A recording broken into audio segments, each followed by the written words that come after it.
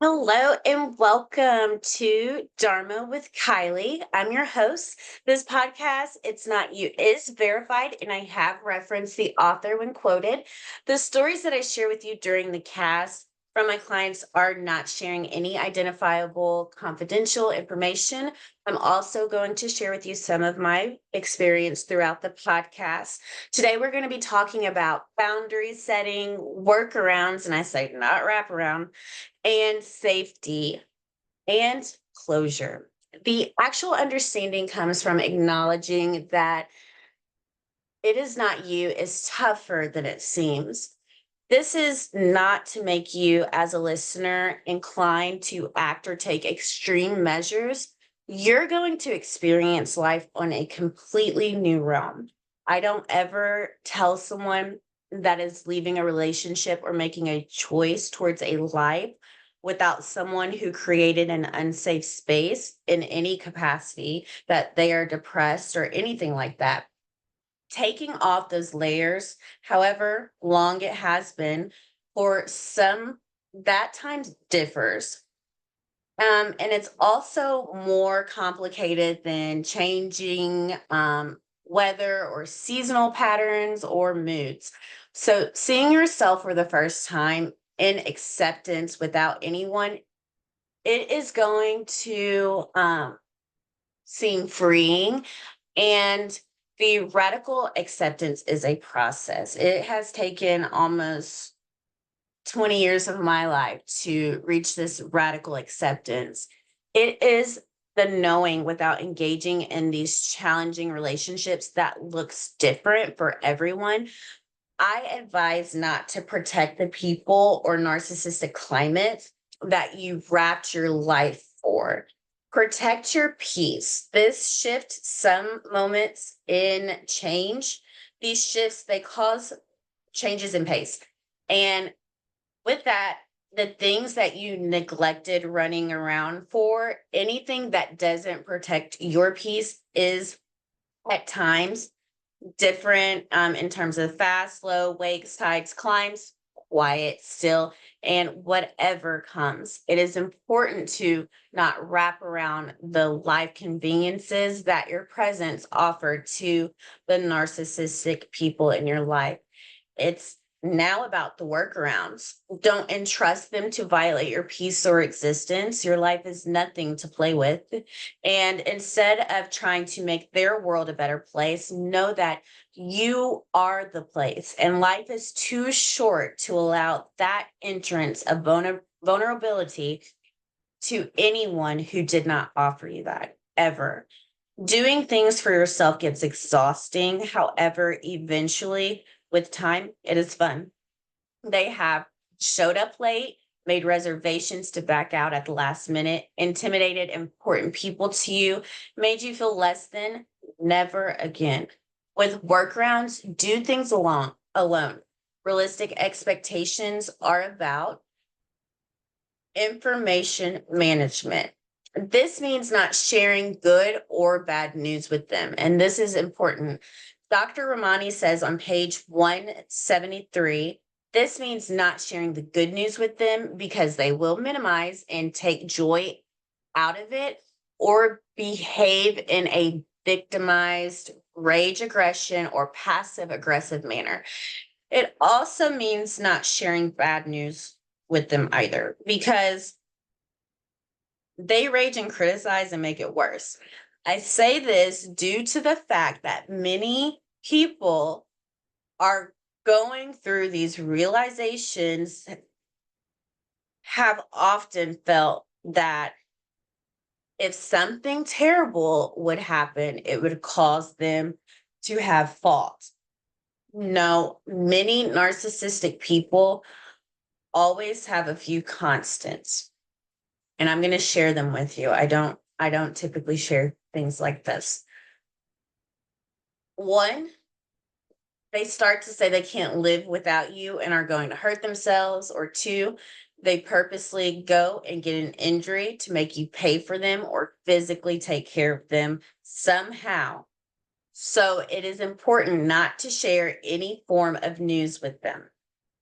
if you're not able to share any news with someone, is that a relationship? No, only at a surface level. And some of these relationships are beneath that. You know that there was never a possibility of a sustained relationship of closeness with them. Realistic expectations means knowing and acceptance is doing. Not always are you going to need someone side by side or holding your hand to walk you away from this dysfunction. These truths are essential when establishing a new way to safely process and provide yourself with these things that you were not able to get to live in accordance to a healthily being in an inhumane societal context of being everything for the narcissist and their every beck and call. These boundaries you start to establish for yourself are your boundaries to set. Don't ever think of boundaries as a stoplight or a test. There is no green light, yellow, stop, or yielding light. Start with the non negotiables, then revisit. I hate to sound harsh when saying this. However, if you have spent a lifetime enduring narcissistic abuse, there is no safety in these relationships. As a practitioner, not making an opinionated finding here, I want to tell you that you were not able to grow in the way that you needed to, and it is not a time to find consoling relief in anything that's not constant. The pain that you feel is not growing pains that you hear when that you were growing up and told that you have to go on now and go on and go play and convince you that you didn't have it in you to succeed. It takes years to come to a place of healing and understanding. Having an unsure, uneasy wave of the unknown is absolutely normal. A narcissistic relationship can be a masterclass in your own potential, and you have identity outside of these relationships. Embracing dumping out the worn fairy tales, rewriting your own narrative, and forever love cleaning slate for your new foundation of governance of your life. No one knows you better than yourself.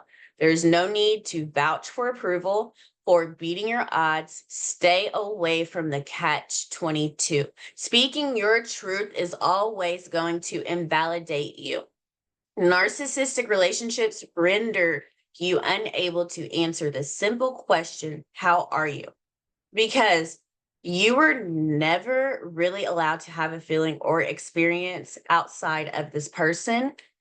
And that is a sobering recognition.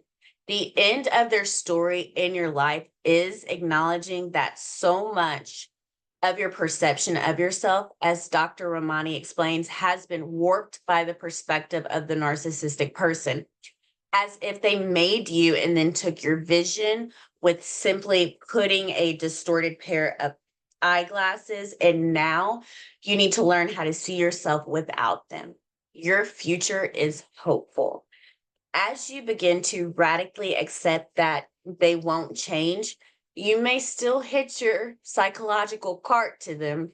Here's the problem, though, when you do this narcissistic people still a frame of reference. So, doing that with healing, you have to find a way to get them out of the scene completely.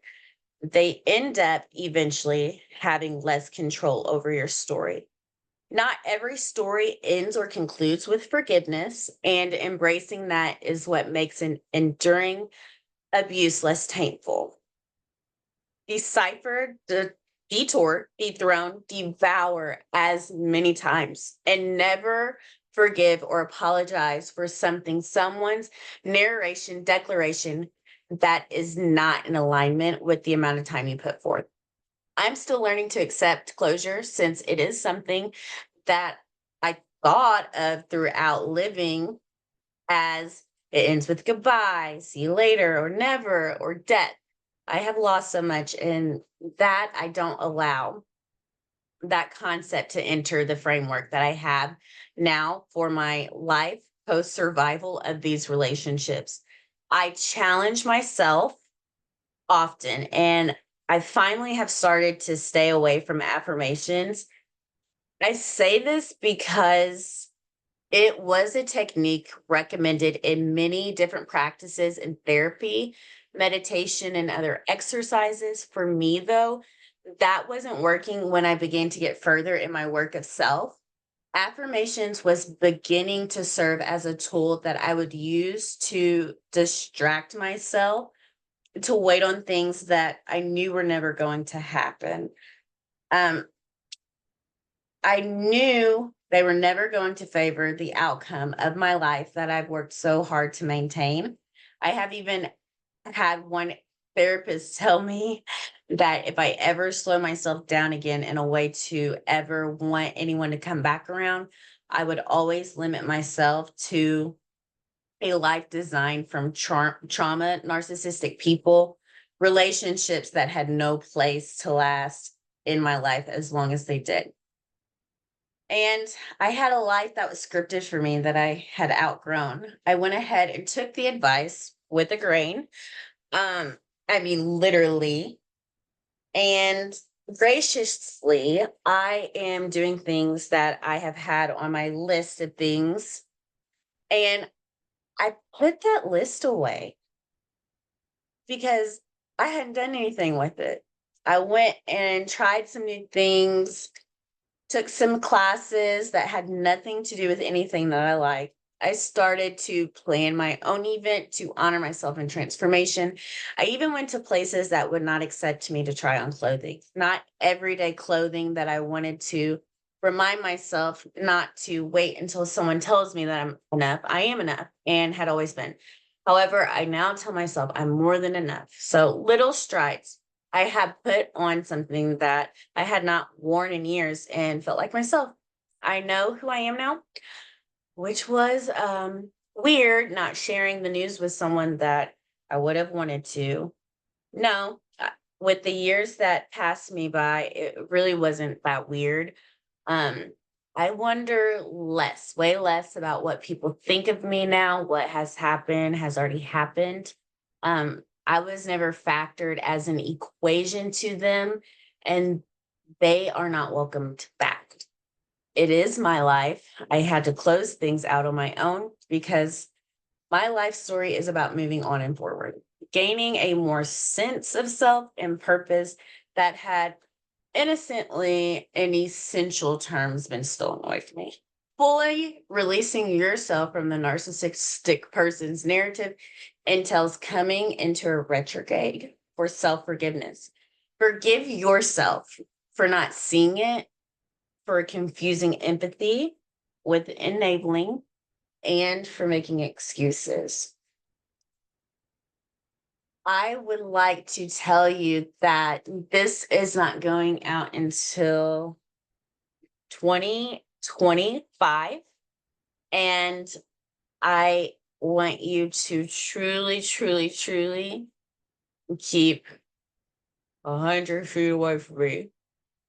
Thank you.